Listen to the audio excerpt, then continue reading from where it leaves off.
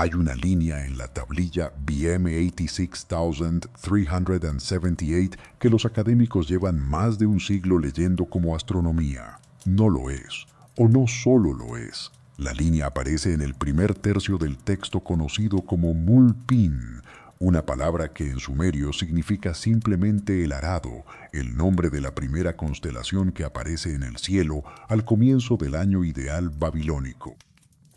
La tablilla fue copiada alrededor del año 686 antes de nuestra era, pero el texto que contiene es considerablemente más antiguo.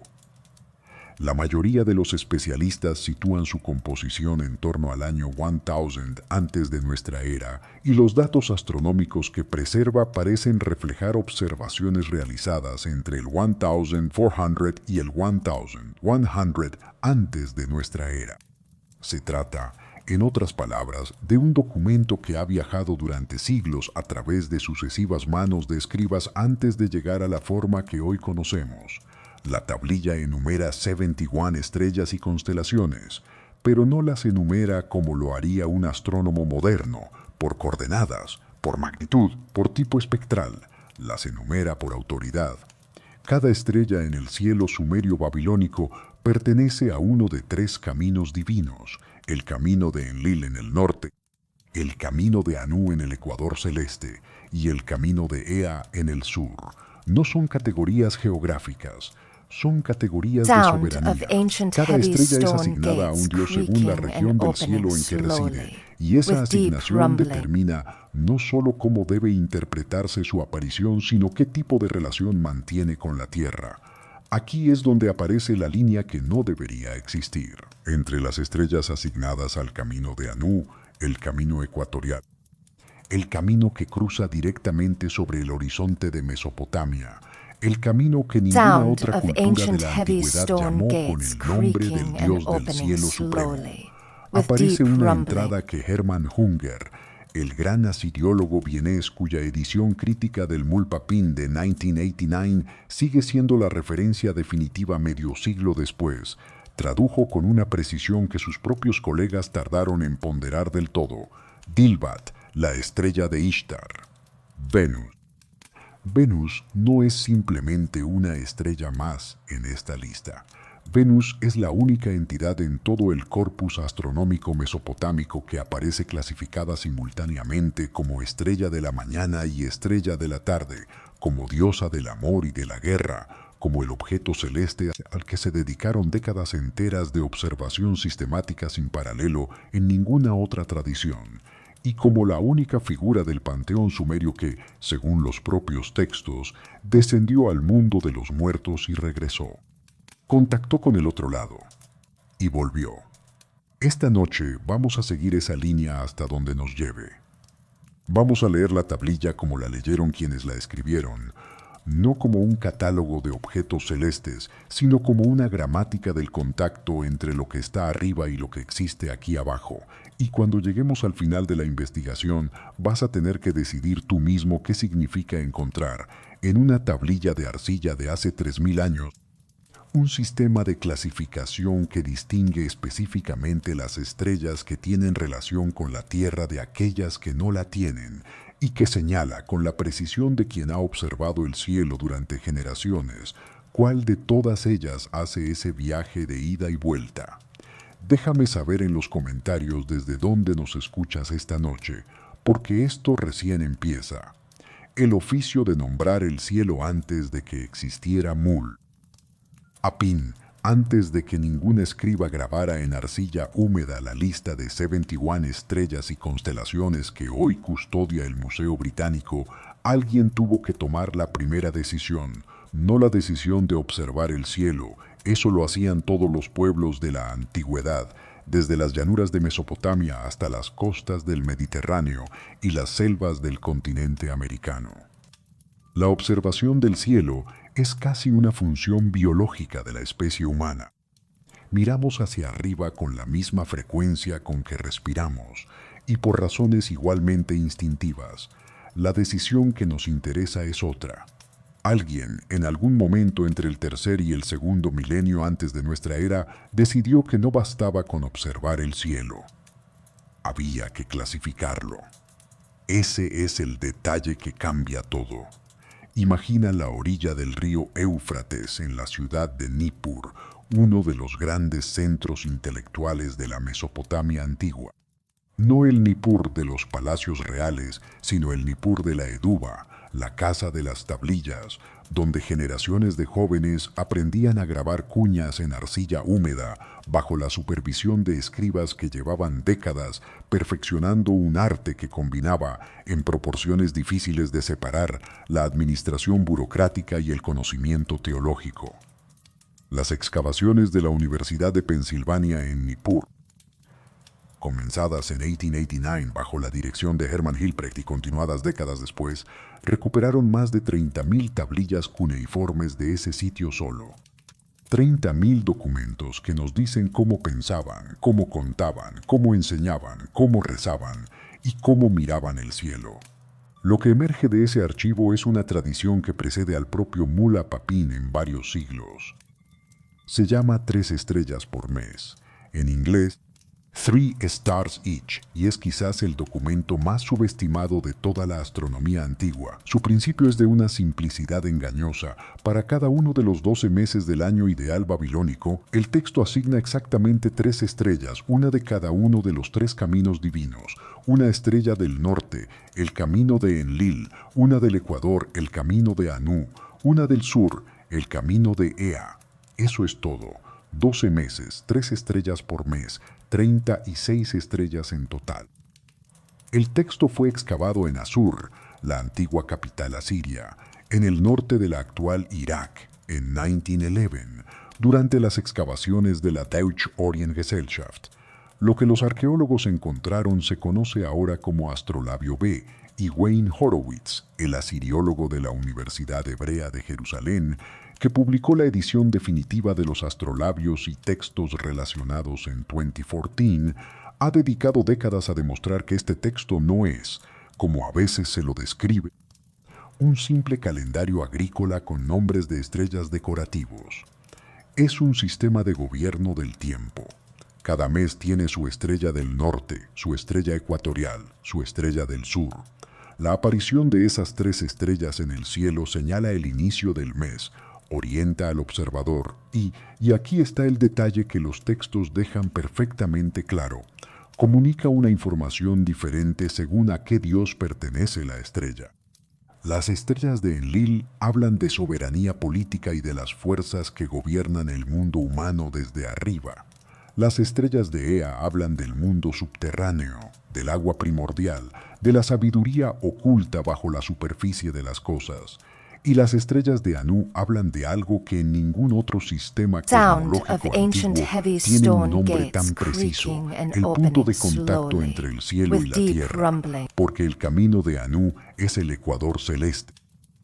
Es la franja del cielo que pasa directamente sobre tu cabeza si estás parado en la latitud de Mesopotamia, entre los 30 y los 35 grados norte. Es la franja del cielo que sube y baja con la misma precisión con que sube y baja el sol a lo largo del año. Es, en términos que los sumerios habrían reconocido sin dificultad, la costura entre el mundo de arriba y el mundo de abajo, y es el camino al que pertenece Venus. Junger y Pingree, en su edición crítica de 1989, que les tomó años de trabajo conjunto antes de que ninguno de los dos estuviera dispuesto a publicarla. Junger desde Viena, con su formación en astronomía cuneiforme; Pingree desde Providence, con su enciclopédico conocimiento de la historia de la ciencia exacta, establecieron con precisión que la asignación de Venus al camino de Anu en Mulapin no es un accidente de posición astronómica. Venus no pertenece al ecuador celeste por razones orbitales simples. Su inclinación respecto a la eclíptica la hace cruzar regularmente los 3 caminos. La decisión de asignarla específicamente al camino de Anu es, como todas las decisiones en este corpus, una decisión teológica con consecuencias astronómicas. Alguien eligió que Venus respondiera a Anu. Alguien eligió que la estrella que más activamente se mueve entre la mañana y la tarde, que sale como heraldo del amanecer durante meses enteros y luego desaparece sin aviso, que reaparece del lado opuesto del cielo como si hubiera cruzado algo que los demás planetas no cruzan. Alguien eligió que esa estrella perteneciera al camino que está en el medio, no al norte ni al sur, al centro, al lugar donde el cielo toca la tierra. Lo que ese oficio de clasificar estrellas revela es esto: no estaban describiendo el cielo tal como es. Estaban construyendo un lenguaje para hablar de cómo el cielo actúa sobre el mundo. Y en ese lenguaje Venus tenía una gramática que ninguna otra estrella compartía. Pero antes de entender qué significa esa gramática, necesitamos entender quiénes fueron los hombres que pasaron sus vidas aprendiéndola, porque el sistema que vamos a seguir esta noche no surgió de ningún genio solitario mirando el cielo desde una colina. Surgió de generaciones de personas específicas, con nombres, con horarios de trabajo, con obligaciones ante un rey, y conocer aunque sea uno de esos nombres cambia completamente la escala de lo que estamos investigando. El escriba, que pasó su vida mirando, hay un nombre que aparece más que ningún otro en las cartas astronómicas del período neoasirio: Balassi, hijo de Nabu-Seruidina. No es un rey, no es un sacerdote de alto rango. Es un escriba, un astrónomo real, uno de los especialistas que el rey Asarjadón y después su hijo Ashurbanipal mantuvieron en su corte específicamente para observar el cielo y reportar lo que veían. Sus cartas, publicadas por Simo Parpola en el primer volumen de la serie State Archives of Assyria en 1993, son uno de los documentos más extraordinarios que la asiriología ha producido, no porque contengan revelaciones astronómicas sensacionales, sino porque son exactamente lo contrario. Son el registro cotidiano, a veces tedioso, a veces urgente, de lo que significa ser la persona responsable de no perder de vista el cielo. Una de las cartas de Balassi dice con la brevedad de quien escribe bajo presión: el cielo estaba nublado, no pude ver a Venus, informaré al rey mañana si el tiempo lo permite. Esa oración tiene 2700 años. Y en ella está todo lo que necesitamos entender sobre cómo se construyó el sistema que estamos investigando esta noche. Balassi no observaba el cielo por curiosidad intelectual. Observaba el cielo porque era su trabajo, y su trabajo tenía consecuencias reales para el hombre más poderoso del mundo conocido en ese momento. Si Venus aparecía como estrella de la mañana en el mes de Nisanu y Balassi lo registraba correctamente, el rey podía tomar decisiones de guerra o diplomacia sabiendo que el cielo había comunicado algo específico. Si Balassi fallaba, si la nube lo traicionaba, si la fatiga le nublaba el juicio, si copiaba mal el dato en la tablilla, las consecuencias podían ser desastrosas, al menos dentro de la lógica del sistema. Esa presión es importante. Define el tipo de conocimiento que el sistema produjo. El entrenamiento que formó a Balassi comenzó cuando era niño. En la Eduba, la escuela de escribas cuyo currículo, documentado en múltiples tablillas de Nippur, requería años de copia fiel antes de permitir al estudiante producir nada propio. Los textos que se copiaban no eran aleatorios, eran, en una proporción significativa, los textos astronómicos y adivinatorios que conformaban el canon oficial. Un estudiante de la Eduba copiaba Mulapin antes de entenderlo, del mismo modo en que un músico clásico aprende las escalas antes de improvisar. La copia repetida era el método de memorización, y la memorización era el requisito previo para la observación competente. Lo que esto significa es que Balassi, cuando salía al patio del palacio antes del amanecer con su tablilla de arcilla fresca en la mano, no estaba mirando el cielo por primera vez. Estaba mirando un cielo que ya conocía de memoria, cada constelación en su camino correcto, cada planeta con su nombre y su naturaleza, cada posición de Venus en su ciclo de 8 años registrada en textos que había copiado decenas de veces. El cielo que veía no era el cielo desnudo. Era el cielo ya clasificado, ya nombrado, ya interpretado por generaciones anteriores de observadores que habían pasado sus propias noches en patios similares con tablillas similares. Y aún así, Balassi se tomaba el trabajo de escribir al rey cuando las nubes le impedían ver. no porque el rey fuera a perdonarle la ausencia del dato, sino porque el dato ausente también era información. Si Venus no podía ser observada, eso también tenía consecuencias en el sistema de interpretación. La presencia de nubes no era un fallo del observador, era un hecho que el sistema necesitaba registrar. Hay algo en esa carta nublada de Balassi que me parece la entrada más honesta a todo el corpus astronómico mesopotámico. No las grandes teorías sobre el cosmos, no los sistemas de clasificación en tres caminos divinos, no los presagios dirigidos al rey con la precisión de un documento legal, sino eso, un hombre escribiendo en la oscuridad, diciéndole al rey más poderoso del mundo que el cielo le había negado la vista por una noche y prometiendo que lo intentaría de nuevo mañana. Eso es lo que construyó Mulpan-Papin, no un solo genio en una sola noche de inspiración, sino generaciones de Balassis, cada uno con su tablilla y su horizonte y sus noches nubladas, acumulando observaciones que ninguno de ellos por sí solo habría podido sistematizar, pero que juntos, a través de siglos de copia y corrección y refinamiento, produjeron el sistema de clasificación más sofisticado que el mundo antiguo dedicó al estudio del cielo. La tablilla BM 86378 no es el trabajo de un astrónomo brillante. Es el sedimento de generaciones de personas específicas que se levantaron antes del amanecer porque alguien tenía que hacerlo. Y entre todas las cosas que observaron con esa dedicación, hay una que observaron con más cuidado que ninguna otra, una que les pareció diferente desde el principio y a la que volvieron noche tras noche, siglo tras siglo, con una atención que ningún otro objeto en el cielo recibió de la misma manera. Para entender por qué, primero necesitamos entender el lenguaje que usaban para hablar de ella, y ese lenguaje empieza antes del texto, empieza en el signo. El mismo signo para Dios, cielo y estrella. Hay algo que los diccionarios de Sumerio no explican del todo.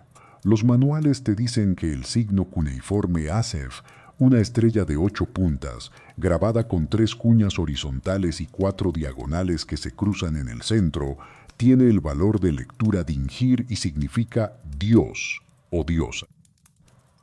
Te dicen también que el mismo signo, cuando se pronuncia An, significa cielo o alto, y que ese mismo signo es el determinativo que precede a todos los nombres de divinidades en el corpus cuneiforme, marcando al siguiente nombre como perteneciente a la categoría de lo divino.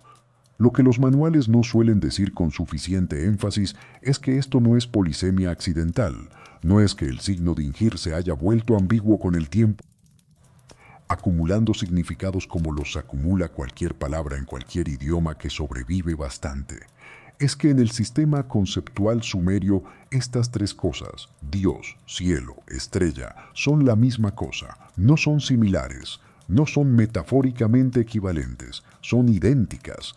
Detente un momento en lo que eso significa como experiencia de lectura, no como concepto lingüístico, sino como algo que le ocurría a Balassi en el cuerpo cada vez que leía un texto.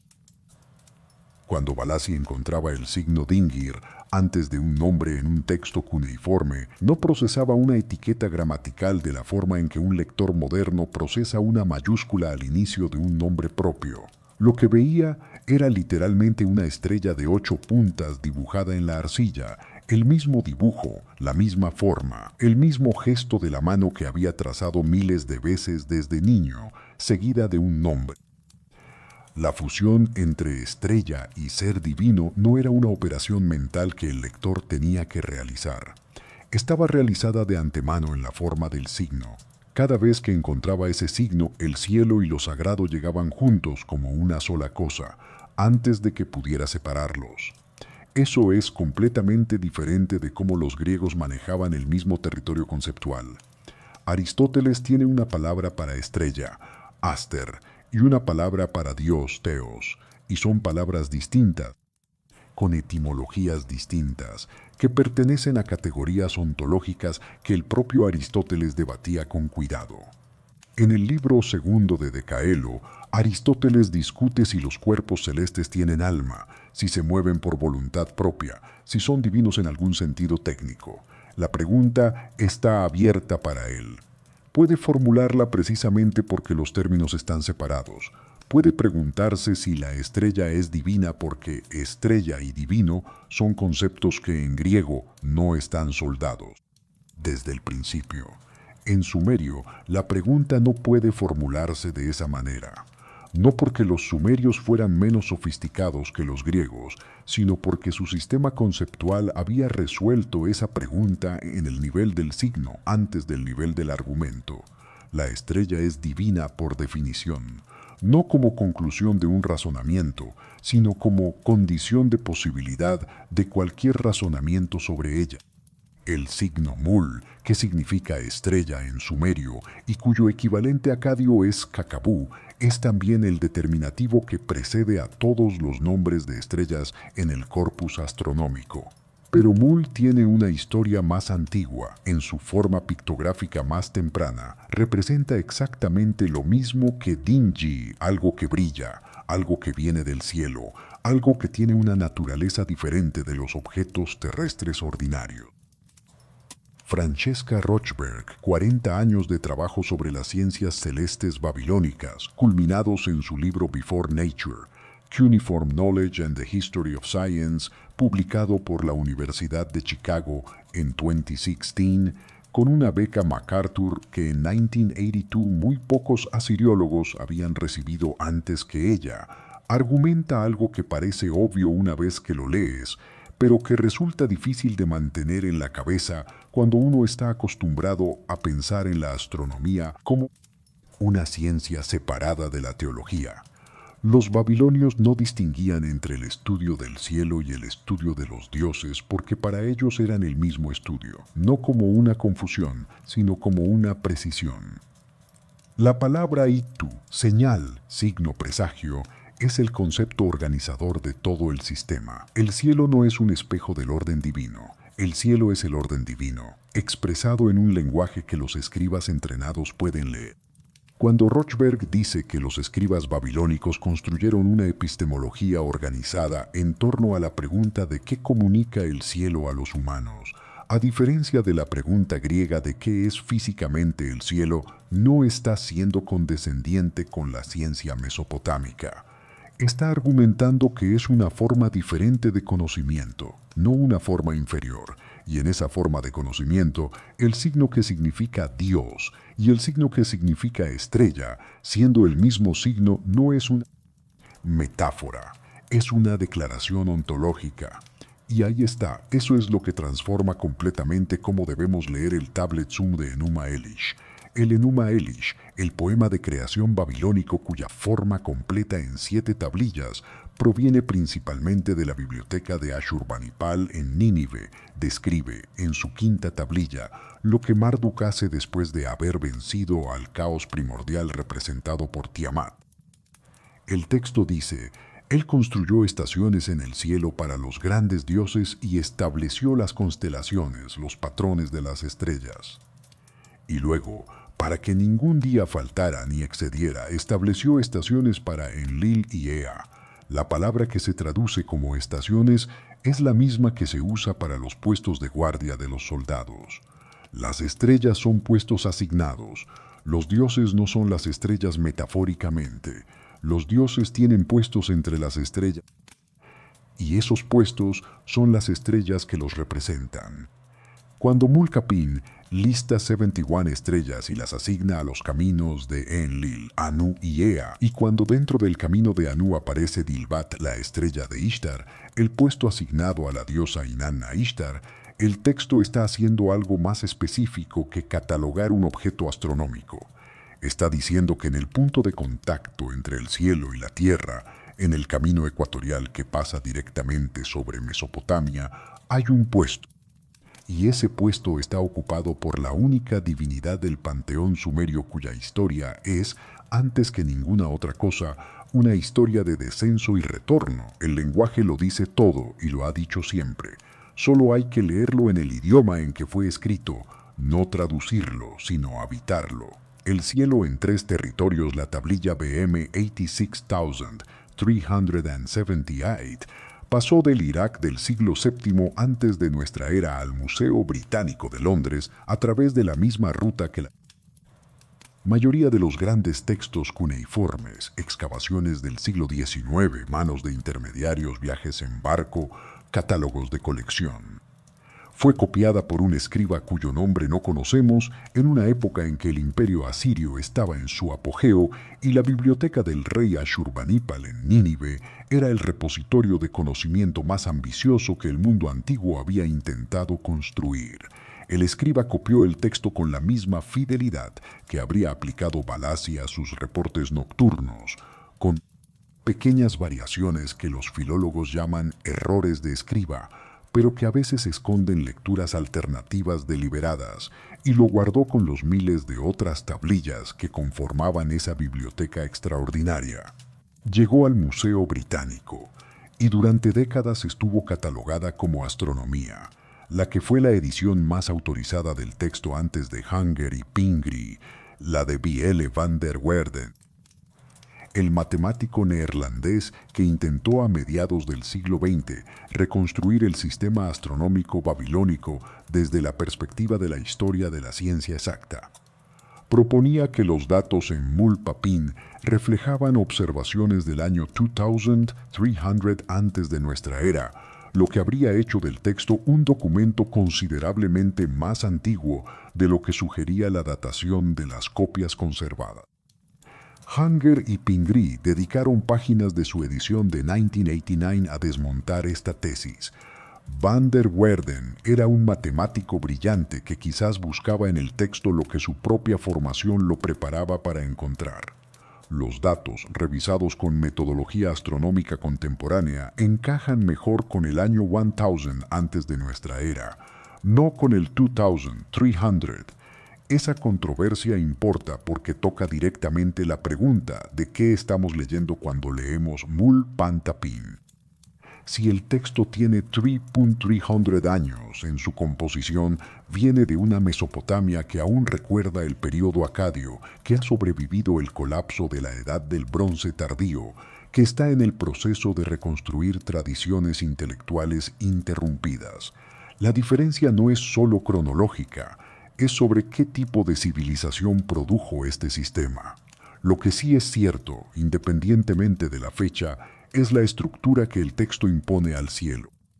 El camino de Enlil contiene 33 estrellas y constelaciones. Es la banda del cielo al norte del ecuador celeste, hasta el polo norte. Las estrellas que nunca se ponen, las circumpolares, pertenecen todas a Enlil. En la mitología sumeria, Enlil es el señor del viento y del aire, el dios que separa el cielo de la tierra al comienzo de los tiempos, el gobernante del mundo de los hombres cuya autoridad se ejerce desde arriba hacia abajo. Las estrellas de su camino son las que permanecen siempre visibles desde Mesopotamia, las que no desaparecen nunca debajo del horizonte. Son las estrellas de la permanencia. El camino de Ea contiene 15 estrellas y constelaciones. Es la banda sur del cielo la que desde la latitud de Mesopotamia roza o cruza el horizonte meridional. Las estrellas que a veces se ven y a veces no según la estación y la claridad del aire. Ea, también conocido como Enki, es el dios del agua dulce subterránea, de la sabiduría oculta, de la magia y el conocimiento técnico. Sus estrellas son las del sur lejano, las que vienen de más abajo del horizonte y a él regresan. Son las estrellas de lo que está debajo, de lo que viene desde profundidades que no se ven. Y en medio, el camino de Anu, 23 estrellas y constelaciones en una franja de aproximadamente 17 grados a cada lado del ecuador celeste. Anu, An en sumerio, es el cielo mismo, no el dios del cielo. El cielo como ser, el Padre Supremo cuyo nombre es inseparable del signo que significa tanto cielo como Dios como estrella. El camino de Anu es la franja que pasa directamente sobre la cabeza de cualquier observador parado en Mesopotamia, no al norte ni al sur, exactamente encima. En ese camino entre las 23 estrellas y constelaciones está Dilbat, Venus. Las estrellas del camino de Enlil son las de la permanencia. Las estrellas del camino de Ea son las de la ocultación. Aparecen y desaparecen desde el sur. y las estrellas del camino de Anu son las que transitan, salen por el este, cruzan el cielo de lado a lado, se ponen por el oeste. Son las estrellas del movimiento visible, del viaje completo de un horizonte al otro. Venus es la estrella del tránsito por excelencia. Se mueve con una velocidad que ningún otro objeto celeste iguala, excepto la luna y el sol. Aparece como heraldo del amanecer durante meses, se retira hacia el sol como si tuviera un destino urgente, reaparece del otro lado como testigo del atardecer y vuelve a desaparecer. Ese ciclo de 8 años que los babilonios documentaron con un nivel de dedicación que no aplicaron a ningún otro planeta, tiene una cualidad que los observadores nocturnos sin telescopio percibían antes de poder explicarla. Cada vez que Venus volvía, llegaba con algo distinto. La posición cambiaba, el momento de la salida cambiaba, pero volvía. Y aquí está lo que ninguna clasificación meramente orbital explica. Venus no pertenece al camino de Anu por razones de mecánica celeste. Su inclinación respecto a la eclíptica la hace cruzar regularmente los 3 caminos. La decisión de situarla en el camino del contacto directo, en la costura exacta entre el mundo de arriba y el mundo de abajo, es una decisión que alguien tomó y que generaciones de escribas después de ese alguien confirmaron copiando el texto sin alterarla. Alguien decidió que Venus estaba en el centro, y nadie en siglos de tradición escrita lo cuestionó. Hay un texto que explica por qué, o más bien, hay un texto que contiene esa explicación en la forma en que los mesopotámicos preferían contener sus explicaciones más importantes, no como argumento, sino como lista. La lista que tenía un nombre divino. La historia de cómo Wayne Horowitz encontró la gran lista de estrellas comienza como tantas historias en la asiriología, con un año sabático y una institución improbable. Era el invierno de 2012. Horowitz estaba en Berkeley en una de esas pausas investigadoras que los académicos usan para leer lo que normalmente no tienen tiempo de leer y pensar lo que normalmente no tienen espacio de pensar. Fue entonces cuando su colega Nick Veldhuis, filólogo cuneiforme de la propia Berkeley, le informó que había identificado en la colección del Rosicrucian Egyptian Museum de San José, California, un museo cuya asociación principal en la mente del público no es precisamente la asiriología académica, sino una fraternidad esotérica fundada en el siglo XVII, un fragmento de tablilla que podría corresponder a la apertura de una de las obras más importantes y menos estudiadas del corpus astronómico mesopotámico. La tablilla en cuestión se catalogó como RC 708, la gran lista de estrellas, conocida en los catálogos modernos por el número de su ejemplar principal en la colección Koyunjik del Museo Británico, Kai 250s, es un texto que los asiriólogos llevan más de un siglo sabiendo que existe sin haberlo publicado en edición completa. Más de 300 líneas de equivalencias entre nombres de estrellas y planetas. En la columna izquierda, un nombre alternativo o descriptivo del objeto celeste. En la columna derecha, su nombre estándar. Para Marte, la estrella enemiga, la estrella que cambia. Para Júpiter, múltiples epítetos divinos. Para Venus, nombres que la identifican sucesivamente con aspectos de Ishtar, que van desde la guerra hasta el amor, hasta la intervención sobrenatural directa. El problema con 250 es que ninguno de los ejemplares conocidos preservaba ni el principio del texto ni su colofón final. Por eso, durante décadas, el texto fue llamado simplemente la Gran Lista de Estrellas por los académicos modernos, sin que nadie supiera cómo lo llamaban quienes lo escribieron. RC 708 cambia eso. Horowitz estudió la tablilla primero a partir de fotografía disponible en la base de datos CDLI y después en persona. El fragmento preserva parte de las primeras columnas del texto. Y en la primera línea de la primera columna al extremo derecho, en el filo mismo del fragmento, donde la arcilla está rota y los signos a duras penas sobreviven, Horowitz cree ver la terminación de lo que podría ser el título original del texto: Mulsag Megar Shulpae Júpiter igual a Shulpae. 4 palabras. Y esas 4 palabras cambian todo lo que creíamos saber sobre para qué servía este texto. Porque si el nombre antiguo de la gran lista de estrellas era Júpiter igual a Shulpae, si el texto se identificaba desde su primera línea con la ecuación entre el planeta Júpiter y el aspecto de la divinidad conocida como Shulpae, un ser de carácter tanto celeste como octónico, que los textos asocian con la fertilidad, la protección y la intermediación entre mundos, entonces la gran lista de estrellas no es un catálogo astronómico, es un tratado de identidades divinas, no enumera estrellas, enumera dioses, con sus nombres alternativos, y cada nombre alternativo dice algo diferente sobre la forma en que ese dios se relaciona con el mundo humano. Ulla Koch-Westenholz, en su libro Mesopotamian Astrology de 1995, compiló la transliteración y traducción compuesta de la gran lista de estrellas, que sigue siendo la referencia más accesible para la mayoría de los investigadores. Pero su objetivo declarado era ofrecer un resumen de conocimiento existente, no una interpretación nueva. Ernst Weidner había trabajado antes sobre el texto en 1915 y en 1959-1960. Ninguno de ellos tenía acceso al fragmento que ahora está en San José. Lo que la identificación tentativa de Horowitz abre es esto: si el texto fue nombrado Júpiter Shulpae, y funcionó en el canon cuneiforme como continuación de Mula Papin, un colofón del Tablet K. 42,277 lo lista directamente después de Mula Pin de Gund, como si fuera un tercer volumen del mismo compendio. Entonces el sistema entero tiene una coherencia que las ediciones modernas han tratado como astronomía y que los propios escribas trataban como teología astronómica. Mula Papin clasifica el cielo. La gran lista de estrellas explica quiénes son las entidades que Mula Pin clasificó. Y cuando llegas a las entradas para Venus en la gran lista, lo que encuentras no es solo una estrella con varios nombres alternativos.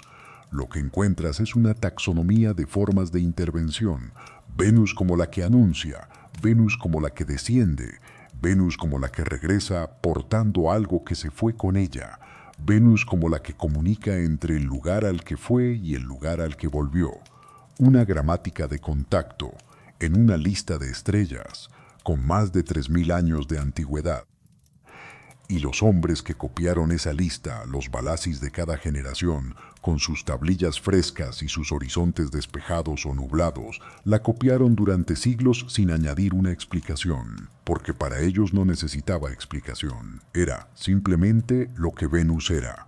21 años de una sola estrella detente un momento en este número, 21 años. Eso es lo que contiene la tablilla de Venus de Ammisaduqa. El Tablet 63 de la serie Enuma Anu Enlil, catalogado como 160 en la colección Kouyunjik del Museo Británico. 21 años de observaciones sistemáticas de Venus, cuándo apareció anunciando el amanecer durante meses consecutivos, cuánto tiempo fue visible, cuándo se retiró hacia el sol y desapareció como si hubiera atravesado una puerta, cuánto tiempo permaneció al otro lado, cuándo volvió a anunciarse ahora desde el horizonte del atardecer. Entrada tras entrada, con la regularidad de un registro contable, porque es exactamente lo que es, un registro contable del comportamiento de un objeto celeste específico a lo largo de 2 décadas. Ningún otro planeta recibió este tratamiento en el corpus mesopotámico, pero el número 21 no es arbitrario y tampoco es el punto de partida de la historia. El punto de partida es un rey. Ammisaduqa fue el 10º monarca de la primera dinastía de Babilonia, sucesor del hijo de Hammurabi, quien gobernó aproximadamente entre el 1646 y el 1626 antes de nuestra era. El Tablet 63 registra observaciones que comienzan en el primer año de su reinado. Eso no es una coincidencia de archivo. Es una declaración de intención. El proyecto de observación sistemática de Venus fue inaugurado al comienzo de un reinado específico, porque el cielo durante el reinado de un rey era inseparable del destino de ese rey. No se observaba Venus en abstracto.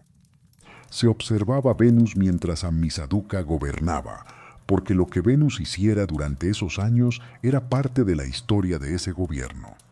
21 años de observación para aprender el idioma de una gente que se comunica desde arriba, durante el tiempo exacto en que ese rey necesitaba ser escuchado.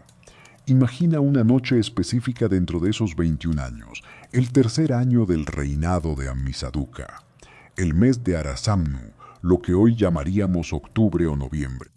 Un observador, cuyo nombre no conocemos, aunque sabemos que era un escriba especializado con años de entrenamiento detrás, alguien como Balasí, pero 3 siglos antes de Balasí, sale al patio abierto, no tiene instrumentos ópticos, tiene ojos entrenados, un horizonte conocido y una tablilla de arcilla fresca que tiene que secarse antes de que el sol salga o los datos se borrarán. Ve a Venus apareciendo en el horizonte del este, brillando con una intensidad que en ese cielo sin contaminación lumínica proyecta sombras suaves sobre el suelo. Toma nota del día, del mes, del año del rey. Anota que Venus es visible como estrella de la mañana. Anota su posición aproximada respecto a las constelaciones vecinas. Lleva esa tablilla al archivo. Y al día siguiente, antes del amanecer, vuelve a hacer lo mismo. Erika Reiner, cuya edición del Tablet 63, junto con David Pingree, publicada en 1975 como primer volumen de Babylonian Planetary Omens, sigue siendo la referencia estándar para el texto, notó algo que sus propios colegas encontraron difícil de incorporar. Las observaciones del Tablet 63 no son simplemente registros, son el marco de un sistema predictivo. Los babilonios no observaban Venus durante 21 años para describir lo que Venus hacía. Lo observaban para poder predecir qué haría Venus en el futuro. El número 21 es el resultado de una coincidencia orbital extraordinaria, 5 revoluciones sinódicas de Venus, 5 ciclos completos de ida y vuelta de estrella de la mañana a estrella de la tarde y de regreso toman exactamente 8 años terrestres. Y 8 años terrestres corresponden a casi exactamente 99 meses lunares.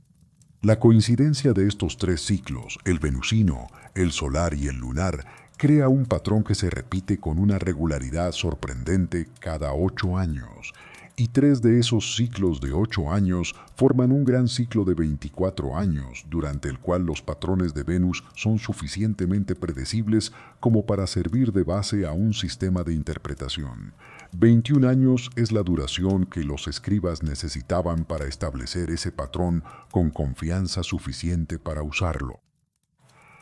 Pero la pregunta de por qué Venus requiere una respuesta que vaya más allá de la mecánica orbital. Venus tiene ese ciclo de 8 años porque su velocidad orbital combinada con la de la Tierra produce esa coincidencia matemática. Esa coincidencia matemática no explica por sí sola por qué los babilonios decidieron que las observaciones de Venus eran los presagios más importantes para el destino del rey. Eso no es astronomía. Es una afirmación sobre el tipo de entidad que Venus es, sobre su naturaleza como agente que se va y que vuelve portando información del lugar al que fue. Francesca Rochberg pasa varias páginas de Before Nature analizando la estructura lógica de estos presagios, y su conclusión es técnicamente precisa y filosóficamente inquietante al mismo tiempo. El sistema de Omina babilónico no es superstición codificada. Es una epistemología coherente basada en la premisa de que el cielo y la tierra están conectados por relaciones causales que pueden aprenderse, sistematizarse y aplicarse.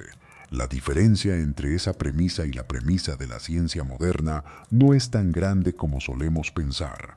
La diferencia está en qué se considera causalmente relevante y en quién se considera el agente de la causalidad. Para los escribas del Tablet 63, el agente era Venus, y la dirección de la causalidad era específica, de arriba hacia abajo, del lugar al que Venus iba cuando desaparecía, hacia la Tierra a la que regresaba cuando reaparecía. 21 años de observación, un rey que necesitaba saber, y una estrella que según el sistema tenía algo que decir. Lo que ese sistema producía cuando hablaba, eso está en la siguiente pieza del corpus, y la dirección de lo que dice va a sorprenderte. El lenguaje del cielo hacia el rey. Hay un texto que me detuvo durante meses, no porque sea particularmente difícil de traducir, los filólogos han trabajado sobre él durante décadas. Me detuvo porque su estructura lógica tiene algo que cuando uno lo ve con claridad no puede dejar de ver. Tiene la forma de una conversación, y las conversaciones requieren dos interlocutores. El texto pertenece a la serie Enuma Anu Enlil, cuyo título, Cuando Anu y Enlil, son las primeras palabras del poema de apertura, un preámbulo bilingüe sumerio-acadio que establece el marco cósmico de todo lo que sigue. La serie completa comprende entre 68 y 70 tablillas y contiene entre 6,500 y 70 presagios individuales. Solo alrededor del 30% de esas tablillas han sido completamente editadas y publicadas hasta la fecha. El resto existe en fragmentos dispersos en el Museo Británico, el Louvre, la colección de Yale, el Museo Arqueológico de Estambul, un archivo que el Cuneiform Commentaries Project en Yale está trabajando para sistematizar con herramientas digitales que los académicos del siglo XIX no tenían. La serie se divide en 4 secciones principales: Omina lunares, Omina solares, Omina de fenómenos meteorológicos y Omina planetarios. Y dentro de los Omina planetarios, Venus ocupa las tablillas 50 a 68, entre 18 y 20 tablets de los 70 totales de la serie.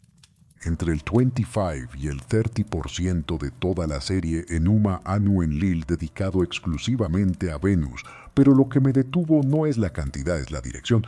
Los Omina lunares describen lo que la luna hace y predicen consecuencias para el país, para las cosechas, para lluvia, para la salud para la lluvia. Los Omina solares hacen algo similar. Incluso los Omina de otros planetas tienen frecuentemente un alcance colectivo. Si Júpiter hace tal cosa, el ejército del rey será victorioso.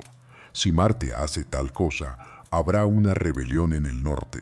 Los Omina de Venus son diferentes. No siempre, pero con una frecuencia que cualquier lector nota. Los Omina de Venus hablan con el rey, directamente, en referencia explícita a la persona específica que gobierna, a sus decisiones inmediatas, a su vida privada, a la duración de su reinado. El texto del Tablet K 160 dice, en una de sus entradas más citadas, algo de esta forma: si Venus desaparece en el este en el mes de Ayaru y permanece ausente durante 3 días, habrá hambre en el país. Cuando Venus reaparezca en el oeste y la cadena de consecuencias se despliega con la lógica implacable de un documento legal, porque eso es lo que es. El cielo habla, el escriba registra, el rey actúa. Rochberg, en su análisis de la serie, argumenta que el sistema de Omina no es un sistema de predicción en el sentido moderno, donde A causa B con independencia de si alguien lo observa o lo interpreta. Es un sistema de lectura. El cielo escribe, el escriba lee, el rey responde.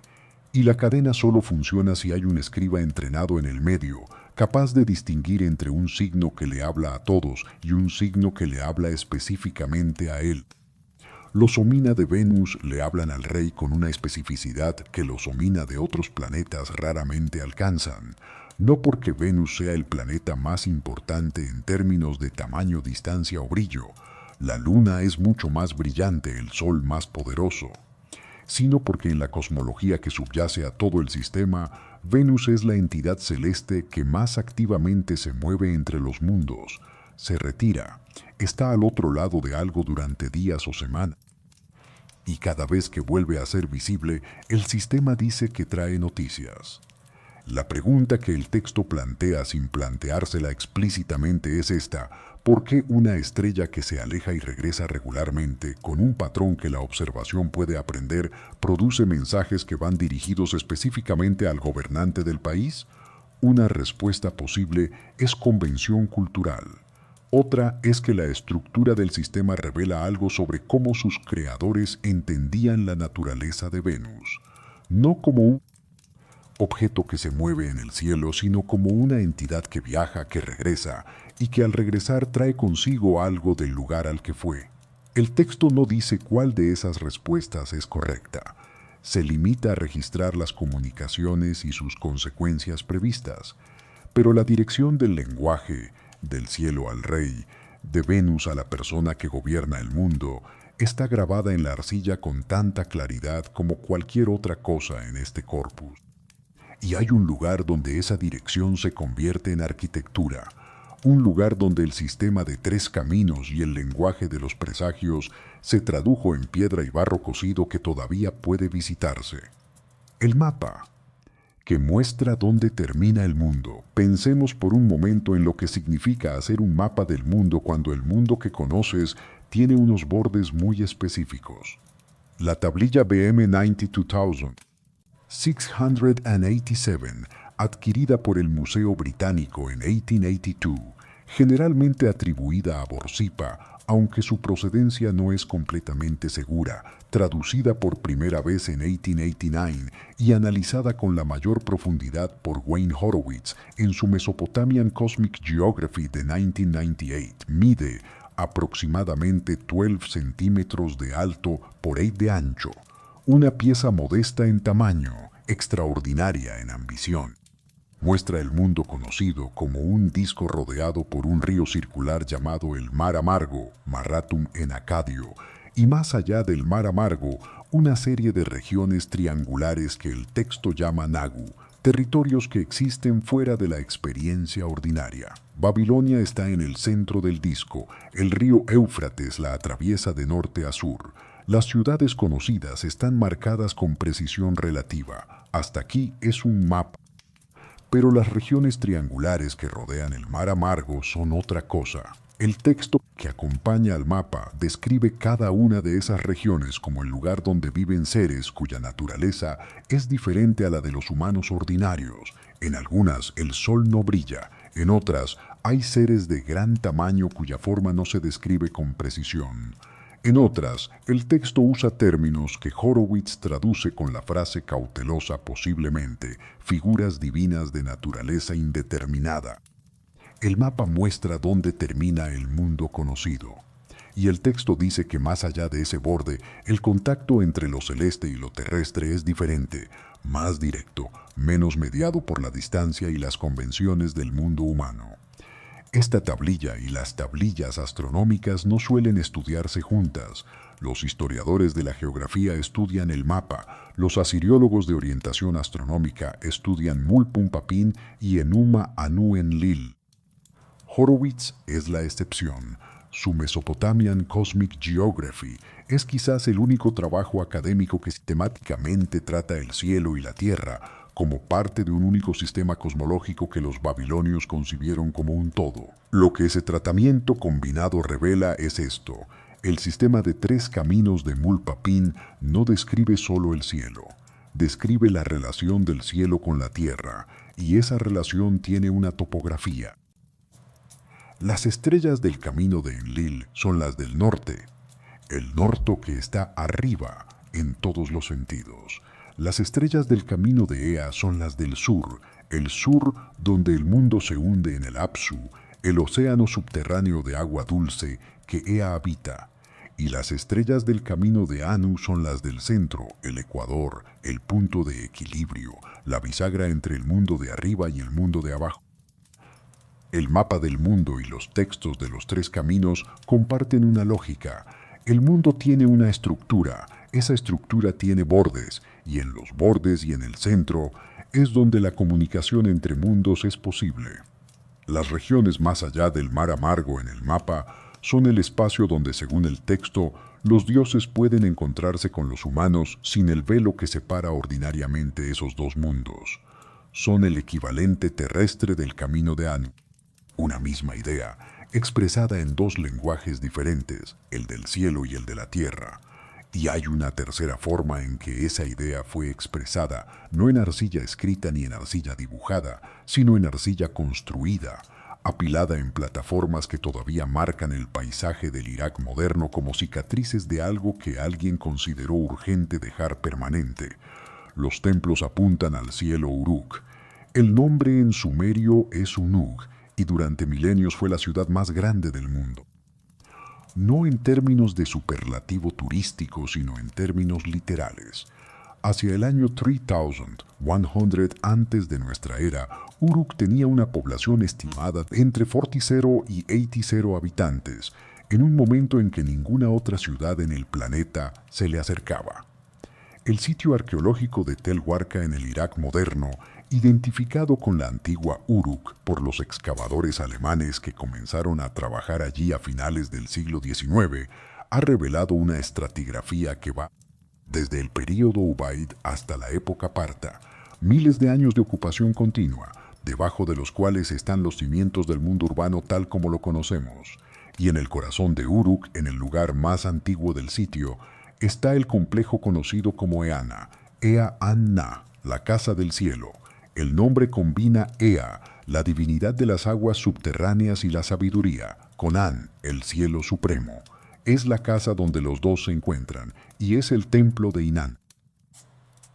Thorkild Jacobsen, el historiador y asiriólogo danés que pasó década en la Universidad de Harvard documentando la literatura sumeria y que en sus últimos años admitió en un artículo de 1994 en el Journal of the American Oriental Society que había subestimado sistemáticamente la complejidad de lo que él mismo había llamado mitología primitiva sumeria.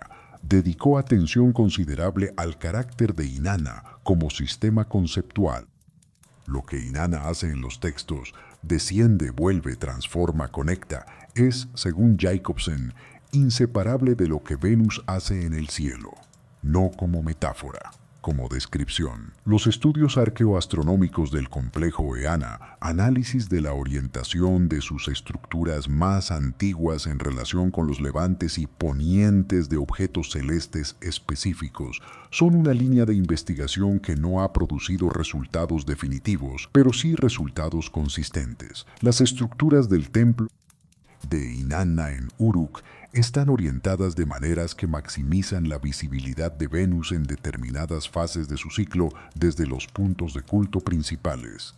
Los zigurats mesopotámicos, las torres escalonadas que son la imagen más reconocible de la arquitectura de Mesopotamia, no son primariamente tumbas como las pirámides egipcias, ni primariamente lugares de reunión pública como los foros romanos. Son plataformas de acceso. El templo en la cima del zigurat es el lugar donde la divinidad desciende para encontrarse con sus sacerdotes. El zigurat es, literalmente, una escalera entre el cielo y la tierra, y la escalera en Uruk está construida en honor de la entidad que el corpus astronómico asigna al camino de Anu, al punto de contacto entre el cielo y la tierra. Inanna Ishtar, Dilbat, Venus. En la arquitectura como en los textos, la misma idea encuentra la misma forma. Alguien quiso marcar el punto de contacto. Lo marcó en el cielo con un sistema de clasificación que asignó Venus al camino ecuatorial. Lo marcó en la tierra con una torre que apunta al cielo desde el centro de la ciudad más grande del mundo. Y lo marcó en el tiempo con 21 años de observaciones sistemáticas que rastrean los movimientos de ese punto de contacto con la precisión de quien está monitoreando una comunicación importante. La arquitectura del zigurat dice lo mismo que Mulo Capin, lo mismo que Enuma Anu Enlil, lo mismo que la gran lista de estrellas.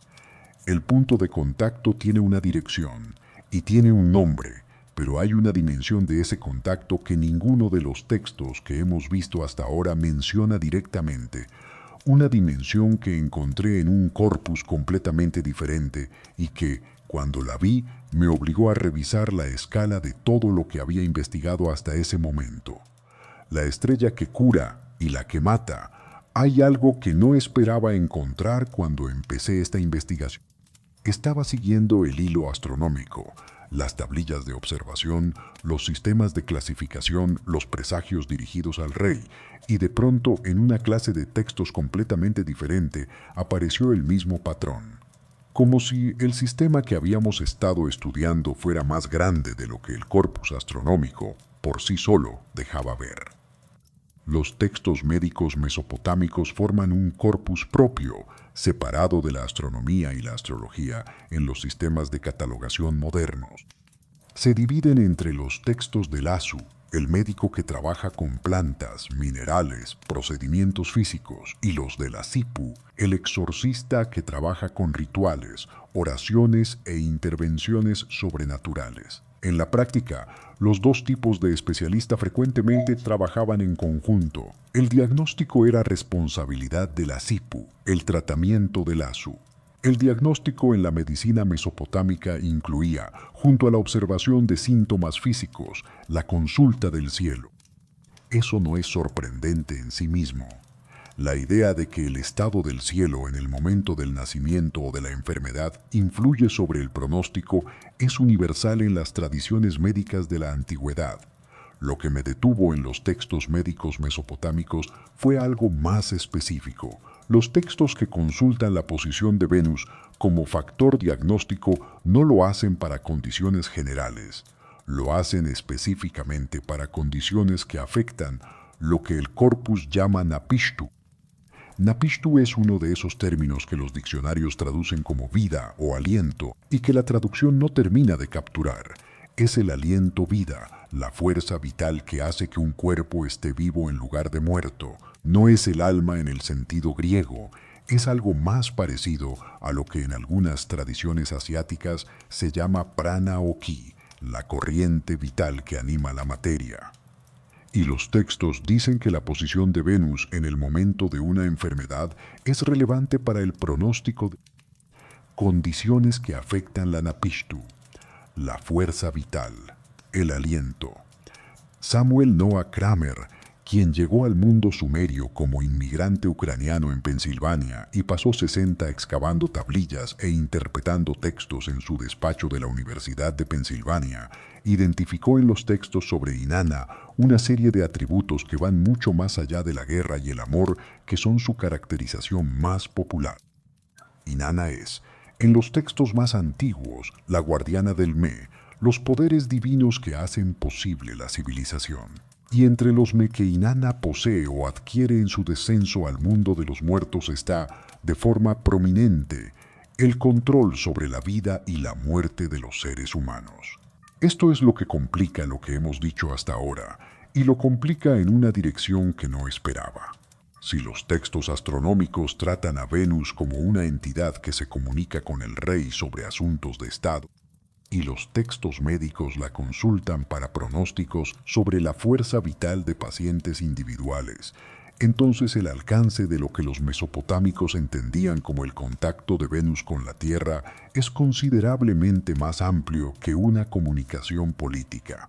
No es solo que Venus le hable al rey, es que Venus parece hablarle, en algún registro de la tradición, a cualquier ser humano cuya fuerza vital está en cuestión, no como metáfora de un poder universal.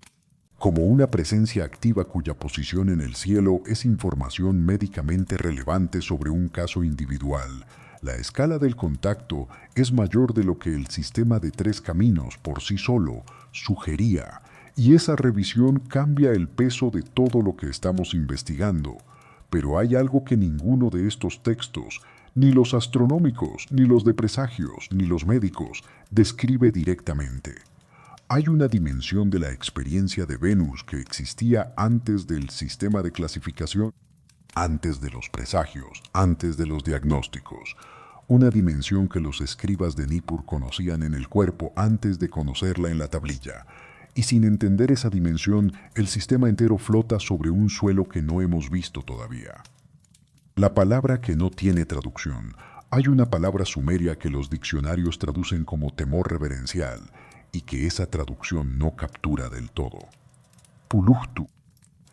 La palabra aparece en los himnos a Inanna Ishtar con una frecuencia que no es decorativa. Aparece en las descripciones de lo que le ocurre a una persona que se encuentra inesperadamente en presencia de algo divino.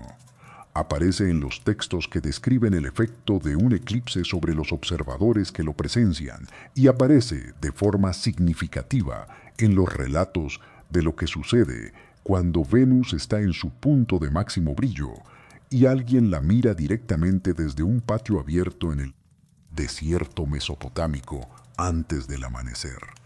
Para entender por qué esto importa, hay que entender qué significa Venus en un cielo sin contaminación lumínica. En el mundo moderno, la mayoría de las personas han visto Venus como un punto brillante en el crepúsculo. Llamativo, sí, pero contenido dentro del contexto visual de un cielo que compite con farolas, ventanas encendidas, el resplandor difuso de las ciudades. En ese contexto, Venus impresiona pero no abruma. Se puede mirar directamente sin esfuerzo, se puede ignorar si uno no está prestando atención. Eso no es lo que Venus era desde Nippur o Uruk o Babilonia en el segundo milenio antes de nuestra era. En la máxima elongación, el punto de su órbita en que Venus se aleja más del Sol desde nuestra perspectiva y alcanza su mayor brillo aparente, Venus tiene una magnitud de aproximadamente 4.9.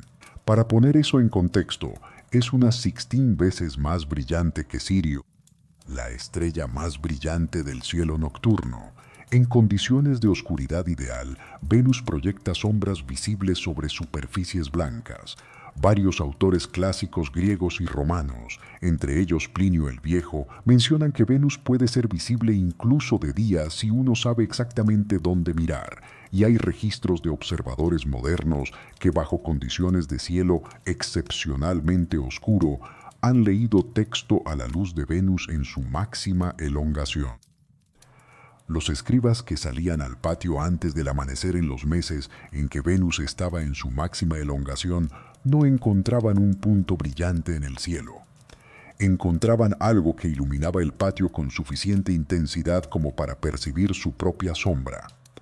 Algo que era, después del sol y la luna, el objeto más luminoso que el cielo producía, y que a diferencia del sol no cegaba, y a diferencia de la luna no era constante sino que llegaba, y se iba con un ritmo que las generaciones de observadores habían aprendido a anticipar, pero que nunca dejaba de sorprender en el momento de la llegada. Eso es lo que producía Puluktu, no el concepto de Venus como diosa, la experiencia directa de Venus como presencia luminosa en un cielo oscuro. Y lo que me parece crucial es que Puluktu no es simplemente susto ni simplemente admiración. En el corpus mesopotámico, Puluktu es específicamente la respuesta apropiada ante la presencia de algo que pertenece a una categoría ontológica, diferente a la del observador. No es el miedo ante un peligro humano, es el reconocimiento visceral que ocurre antes de cualquier pensamiento articulado, de que lo que uno está mirando no es de la misma naturaleza que uno mismo. Los himnos a Inanna Ishtar describen la llegada de la diosa con un vocabulario de luz que no es poético en el sentido decorativo, es descriptivo en el sentido técnico. Tu luz llena el cielo, dicen. Ante tu luz, los grandes dioses se cubren, no es hipérbole.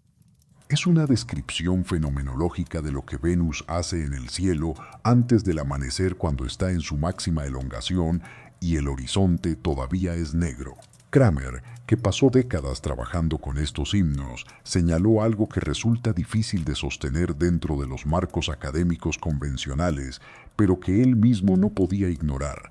El lenguaje de los himnos a Inanna no describe la divinidad de Venus como si fuera una idea abstracta proyectada sobre un planeta.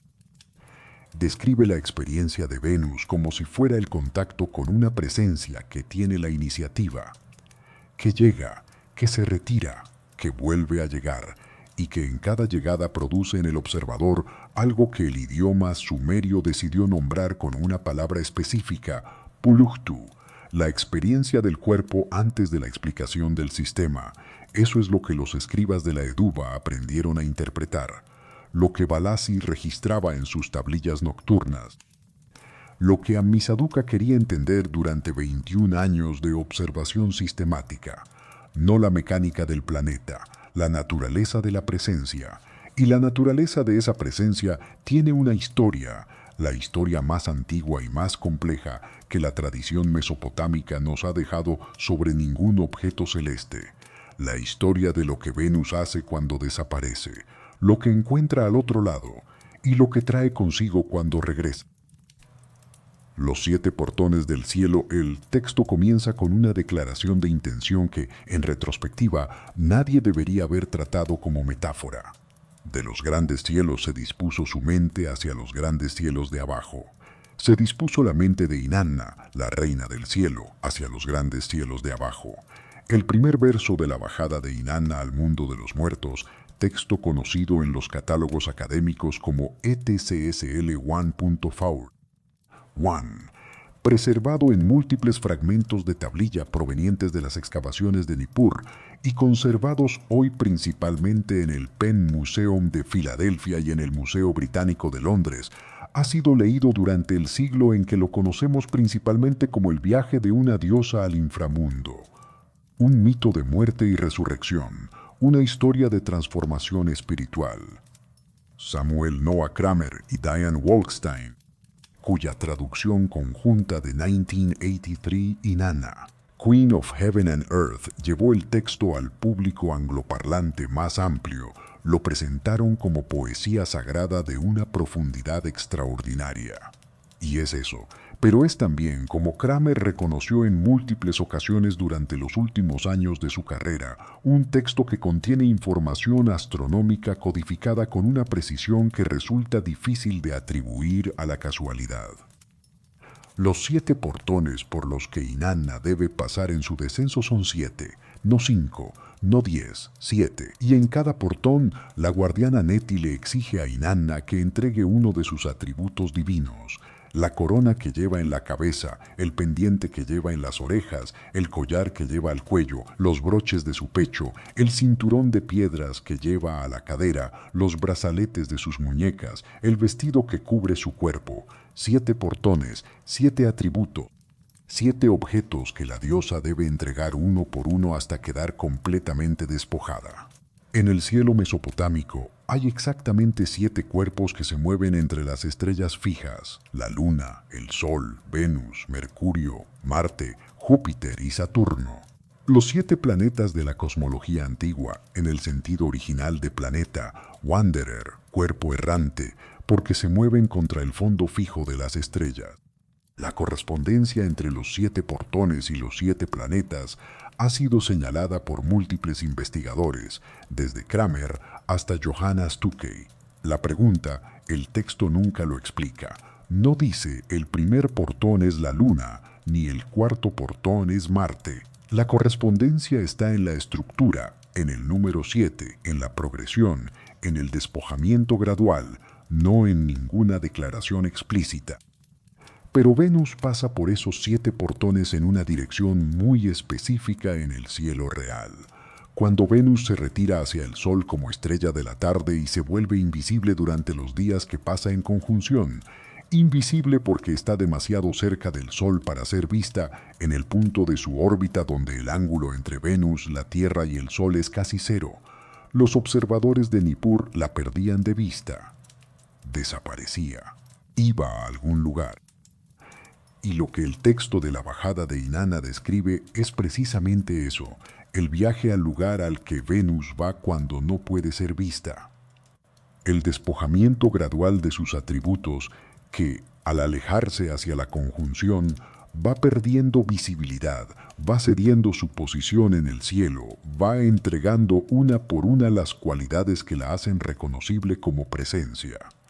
Y cuando Inanna regresa del mundo de los muertos, cuando atraviesa los 7 portones en sentido inverso, recuperando uno por uno sus atributos divinos, Venus reaparece en el cielo. Ahora como estrella de la mañana, en el lado opuesto del Sol, en una posición diferente, con una luminosidad que en las primeras noches de reemergencia tiene exactamente la calidad que Puluktu describe, algo que llega de un lugar que no fue visible, que regresa con una intensidad que sorprende incluso a quienes la esperaban. El mecanismo de transmisión del conocimiento astronómico en una cultura sin imprenta es la narrativa, el mito es el método, la historia de Inanna es el sistema mnemónico que permite a generaciones de observadores entender qué significa la desaparición de Venus y qué esperar cuando reaparezca. Pero es también algo más, porque la historia no dice que Venus cambia de posición, dice que Inanna baja y sube, que va a algún lugar y regresa, que el tránsito no es simplemente un cambio de ángulo, es un viaje a otro mundo y de vuelta. Y esa diferencia entre cambio de posición y viaje y regreso es exactamente la diferencia entre una estrella que el sistema clasifica como parte del paisaje fijo del cielo y una estrella que el sistema marca como el punto de contacto entre mundos. Hemos recorrido ahora todo el cuerpo de evidencia disponible, y lo que queda es la parte más difícil, no la parte más dramática, sino la más honesta. La parte donde tenemos que mirar todo lo que hemos construido y decidir qué significa, o más exactamente, decidir qué podemos decir que significa con integridad. Lo que 3 lecturas revelan sobre una sola verdad, llegamos al punto donde la investigación honesta siempre exige lo mismo, mirar el cuerpo completo de la evidencia y resistir la tentación de empujarlo hacia una sola conclusión limpia. Tenemos Apin, con su sistema de 3 caminos divinos y la asignación específica de Venus al camino de Anu. Tenemos la gran lista de estrellas, cuyo nombre antiguo era probablemente Júpiter igual a Shulpae, un título que revela que los escribas entendían su trabajo como la catalogación de identidades divinas, no de objetos astronómicos. Tenemos la tablilla de Venus de Amisaduqa, con sus 21 años de observación sistemática sin paralelo. Tenemos la serie Numa Anu Enlil y sus presagios orientados específicamente hacia el rey.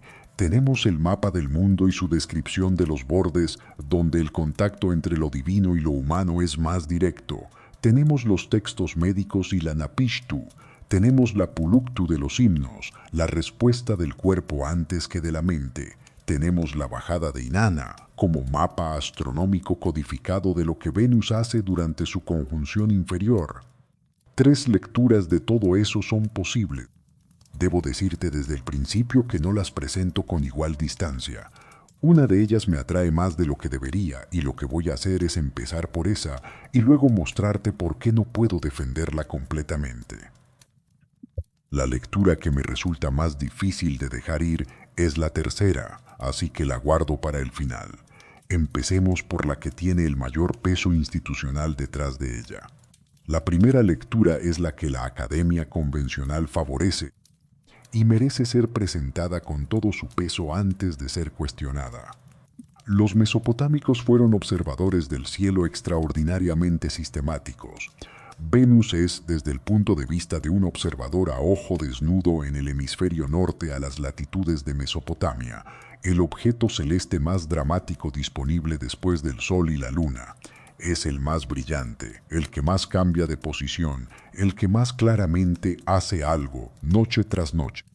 Es natural que se convirtiera en el centro de atención astronómica y que esa atención generara una tradición de interpretación elaborada. El sistema de 3 caminos, las listas de estrellas, los omina, todo eso es astronomía en la forma que tomaba antes de que existiera la óptica, el cálculo diferencial y el telescopio. Las figuras divinas que se usan para organizar el sistema son figuras culturales, no entidades literales. Venus es Venus, el resto es lenguaje. Esta lectura es coherente. Explica la mayoría de los datos. Tiene detrás de ella generaciones de trabajo filológico serio. Y tiene la ventaja de la parsimonia. No requiere asumir nada que no esté directamente en los textos. Lo que no explica del todo es la dirección de los omina de Venus. Si la tradición entera es una elaboración cultural sobre un objeto astronómico brillante, ¿por qué esa elaboración tomó la forma específica de una comunicación dirigida al rey? ¿Por qué no tomó la forma que tomaron los omina lunares, presagios sobre el país, sobre la cosecha, sobre la lluvia? La especificidad de los presagios de Venus no está explicada por la brillantez del planeta y la Puluktu tampoco. El Sol es más brillante y no produce ese vocabulario de presencia activa con la misma insistencia. La segunda lectura propone que el sistema entero es una tecnología de transmisión de sabiduría filosófica y espiritual. Los mitos y los sistemas astronómicos son la forma en que las culturas antiguas codificaban enseñanzas sobre la naturaleza del tiempo, del cambio, de la muerte y el renacimiento. de la relación entre lo perecedero y lo permanente. Venus, que desciende y vuelve, enseña algo sobre la resiliencia de la vida. El sistema de tres caminos enseña algo sobre los tres principios que gobiernan la existencia: lo permanente, lo oculto y lo transitorio. Los Omina son metáforas del proceso de decisión consciente. Con esta lectura tengo una discrepancia específica, no con su elegancia, sino con su evidencia. Los textos no sugieren que están siendo usados como metáforas de principios universales. Se presentan como instrucciones prácticas sobre cómo actuar ante eventos celestes específicos. Balasi no le escribía al rey sobre principios espirituales, le escribía sobre si Venus había sido visible la noche anterior. La segunda lectura es intelectualmente hermosa y puede ser verdadera en algún nivel profundo, pero no es lo que los textos dicen que son. La tercera lectura es la que no me deja en paz. Propone que los textos son documentación de algo que los mesopotámicos observaron como observadores, y que ese algo no era solo la mecánica orbital de Venus, sino algo que el comportamiento de Venus les permitía detectar. Que el sistema de tres caminos no es solo una clasificación, sino una teoría funcional del cielo. Algunas entidades celestes tienen relación activa con la Tierra, otras no.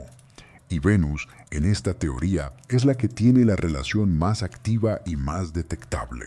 No requiere proponer que los mesopotámicos tenían tecnología espacial. Requiere solo asumir que observaron el cielo durante suficiente tiempo como para detectar patrones en la relación entre el comportamiento de Venus y eventos terrestres, y que esa detección, aunque no podemos evaluarla con las herramientas epistemológicas actuales, fue real para ellos y produjo un sistema coherente. Es que no podemos verificarla. Y la honestidad intelectual requiere decir eso con claridad. No tenemos en ningún texto cuneiforme conocido una declaración explícita de que Venus sea algo diferente de una divinidad que habita el cielo y comunica su voluntad a través de su comportamiento observable.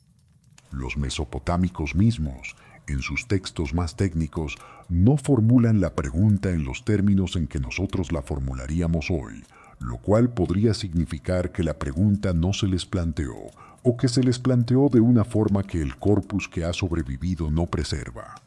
La ausencia de una declaración explícita no es evidencia de ausencia de la cosa, pero tampoco es evidencia de su presencia.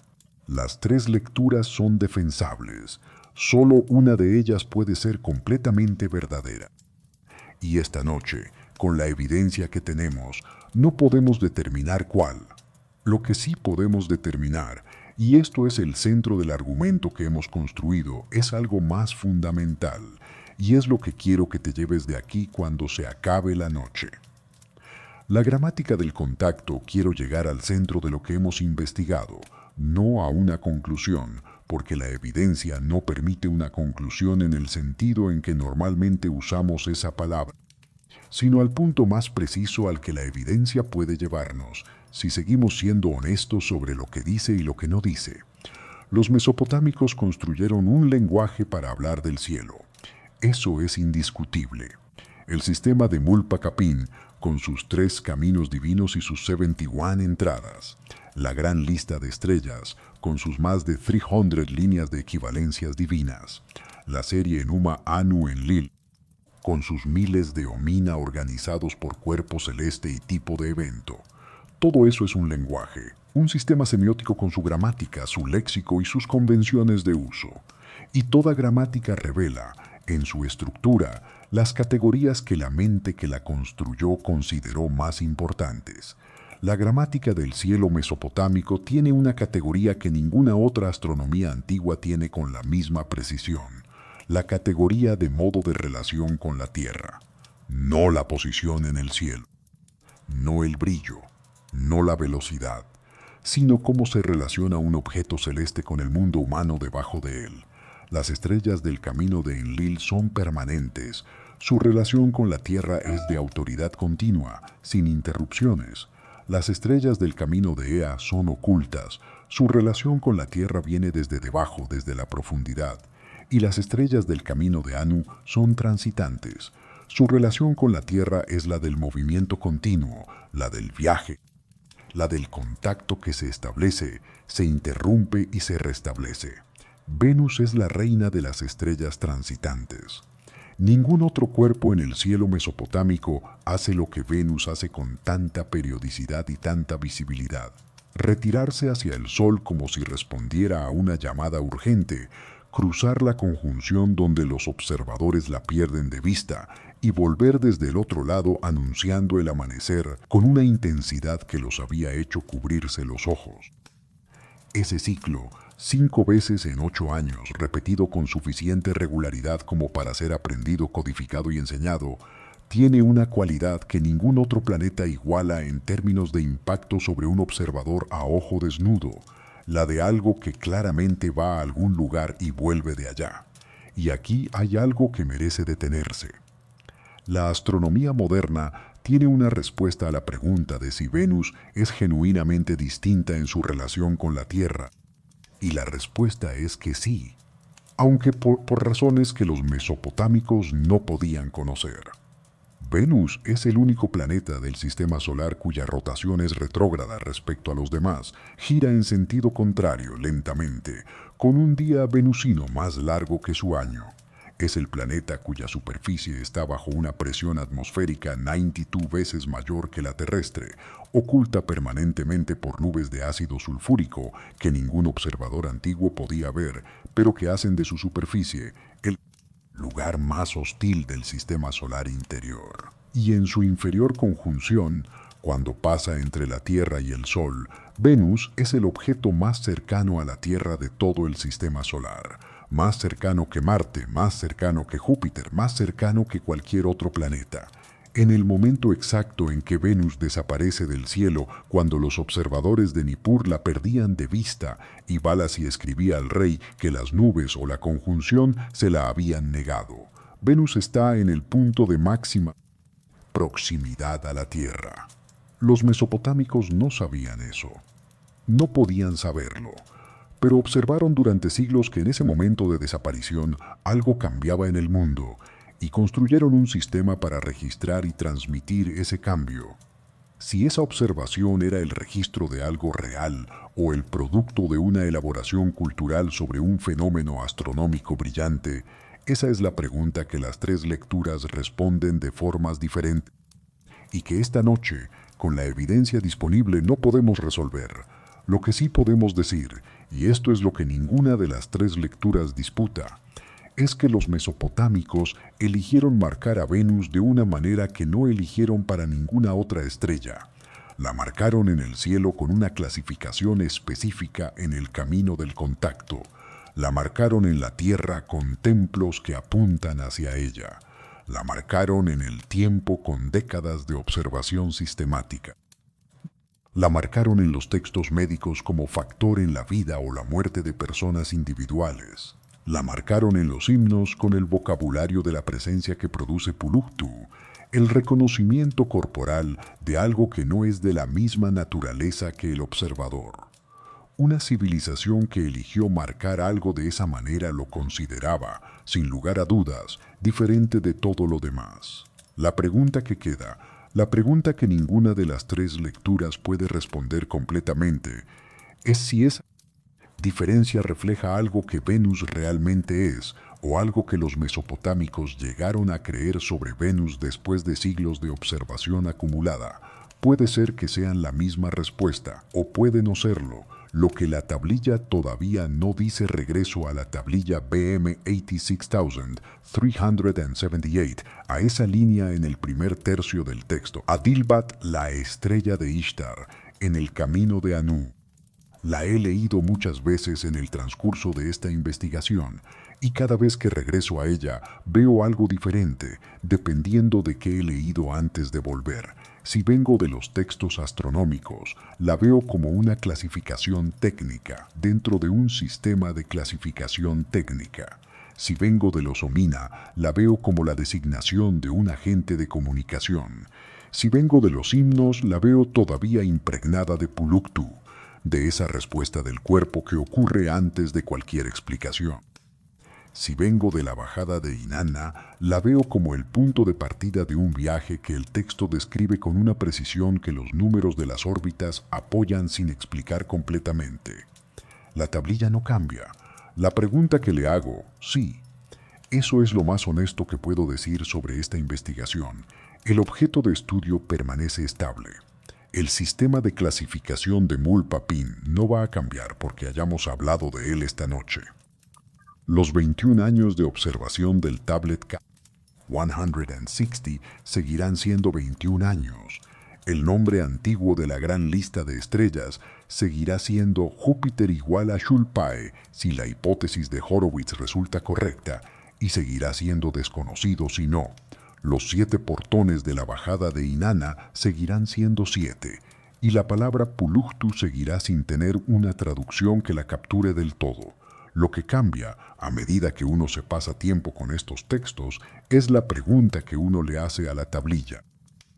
Al principio de esta investigación, la pregunta era, ¿qué dice este texto sobre las estrellas? Y la respuesta es lo que hemos construido juntos esta noche.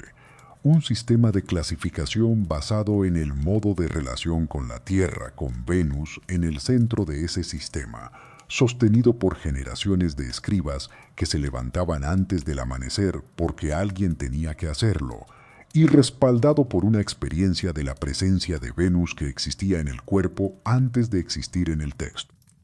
Pero después de todo lo que hemos recorrido, hay una pregunta diferente que la tablilla plantea sin formularla. No sobre las estrellas, sobre nosotros. ¿Qué tipo de civilización dedica siglos a preguntarse qué tipo de relación tiene cada estrella con la Tierra? No cómo está hecha cada estrella, no a qué distancia está, no de qué masa es o a qué temperatura arde, sino qué tipo de relación mantiene con nosotros, si nos habla, si lo que hace nos afecta, si hay alguna que lo hace de una forma más directa que las demás. Una civilización que se hace esa pregunta durante suficiente tiempo para construir un sistema de clasificación escritural para responderla es una civilización que tiene una relación específica con el universo que la rodea. No la relación del científico moderno que mide objetos desde afuera, tampoco simplemente la relación del creyente que acepta lo que le dicen los sacerdotes. Algo entre las dos cosas, la relación del observador que ha pasado tanto tiempo mirando que empieza a ver estructuras que nadie le señaló y que entonces tiene que encontrar un lenguaje para describirlas. Ese lenguaje es Mulpapin, son la gran lista de estrellas, Enuma Anu Enlil, la bajada de Inanna. Toda esa escritura cuneiforme, miles y miles de tablillas de arcilla cocida, la mayoría todavía sin publicar, todavía sin leer, todavía en almacenes de museos, esperando que alguien con el entrenamiento y el tiempo necesario llegue a ella. Es el intento de una civilización por escribir algo que observó. ¿Qué fue exactamente lo que observó? La tablilla todavía no lo dice del todo, pero lo que sí dice de los signos cuneiformes grabados en arcilla hace 3000 años es que lo observaron con cuidado, con sistematicidad, con una atención que no daban a ninguna otra cosa en el cielo de la misma manera. Que algo en Venus les pareció diferente, que ese algo lo consideraron suficientemente importante como para nombrarlo, clasificarlo, medirlo, ritualizarlo, construirle templos, escribirle himnos y dedicarle 21 años de observación nocturna que ningún otro objeto celeste recibió, y que lo hicieron antes de que existiera ninguna de las herramientas que hoy usamos para hacer ese tipo de afirmaciones con certeza. Llevas esta noche siguiendo una investigación que ha atravesado tablillas de arcilla, debates entre académicos en Viena y Berkeley y Jerusalén, un fragmento de texto encontrado en un museo de San José, mapas del mundo dibujados en barro, templos orientados hacia una estrella, mitos que son también calendarios, una palabra que no tiene traducción, y las cartas nocturnas de un escriba que le escribía al rey cuando las nubes le negaban la vista. Has seguido el hilo hasta donde el hilo llega. El hilo no termina en una respuesta, termina en una pregunta más precisa que la que teníamos al principio. Y en la historia del conocimiento humano, una pregunta más precisa es siempre un avance. La tablilla BM 86378 está en el Museo Británico esta noche. La línea que dice de Dilbat sigue ahí, en el camino de Anu, exactamente donde alguien la puso hace 3000 años. La próxima vez que Venus sea visible antes del amanecer en el lugar donde estás, y puedes buscar en cualquier app de astronomía exactamente cuándo será eso, sal a verla, no como un punto brillante en el crepúsculo. Sal cuando el cielo todavía sea oscuro y el horizonte del este empiece apenas a cambiar de color. Mírala en ese momento y pregúntate si lo que sientes al mirarla, esa especie de reconocimiento que no tiene exactamente nombre, es algo que pusiste tú ahí después de esta noche, o algo que estaba ahí antes de que llegaras. Los escribas de Nippur tenían una palabra para eso, Puluhtu, y pasaron 3000 años registrando en arcilla lo que esa palabra señalaba.